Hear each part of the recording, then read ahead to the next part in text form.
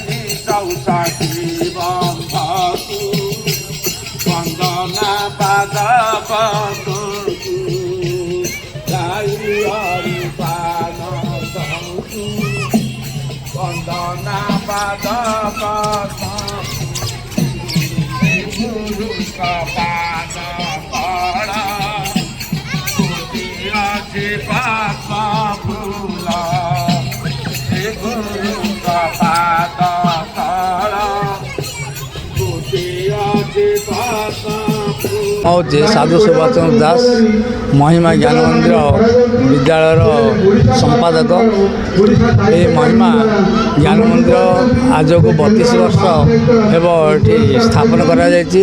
साधु दयानिधि दास जे कि आश्रम प्रतिष्ठाता एवं महिमा ज्ञान मंदिर प्रतिष्ठाता से 1993 आमर ये विद्यालय को स्थापन कर से बहुत परिश्रम करी कष्ट करी मुष्टि भिक्षा एवं भिक्षा मागी मागी बुली बुलिका अनुष्ठान को तैयारी कर जहाँकि गरीब पिला माने एठारे आसी अध्ययन करेंगे एवं उपकृत हे।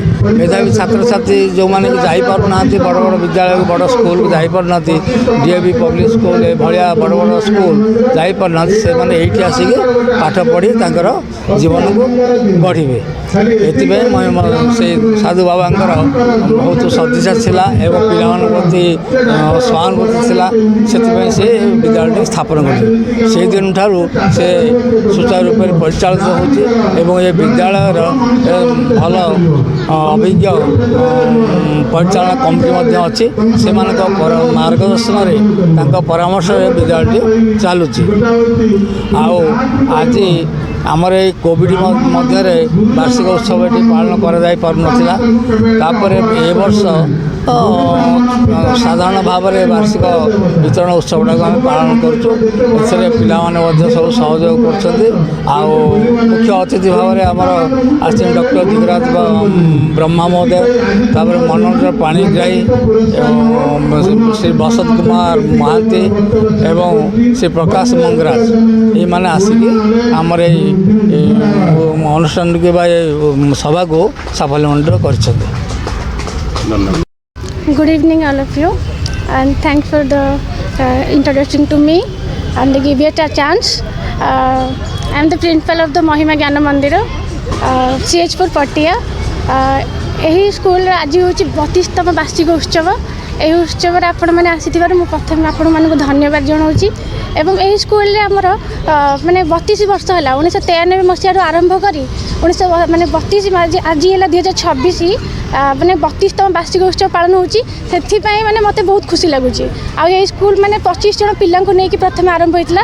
मुझे शुणी मो अभिज्ञता मुझे जानी यही स्कूल बहुत भल भल टीचर मैंने भी अपॉइंटेड पाई एवं आम स्कूल आज वार्षिक उत्सव को आम गेस्ट हिसाब से मनोरंजन प्राणीग्राही जे कि सर आमर सेक्रेटरी अच्छा इनवाइट कर दिगराज ब्रह्मा सर जे कि आमर सभापति पदर अच्छा स्कूल एवं संपादक साधु सुभाष चंद्र दास जे कि आमर संपादक अच्छा एवं आमर शिशु साहित्य पत्रिकार लेखक मैंने किसी आसी आउ कौन कह आमर पिला माने बहुत भल पाठ पढ़ी एवं एठार आदर्श विद्यालय पाई कराटे गोल्ड मेडालिस्ट पाई ब्लैक मेडल पाई बाहर को भी जाइए। मुझे एति कहबी जे मो पिला माने आगु को गले मु भी बहुत खुशी हेबी। आउ कौन कहबी माने माने आम पिला मानको भविष्यत पे मु एति उज्जवल कामना करूची जे एई स्कूल आगु को एमती चली थाउ एवं आपण मानकर सहयोग एकांत काम्य।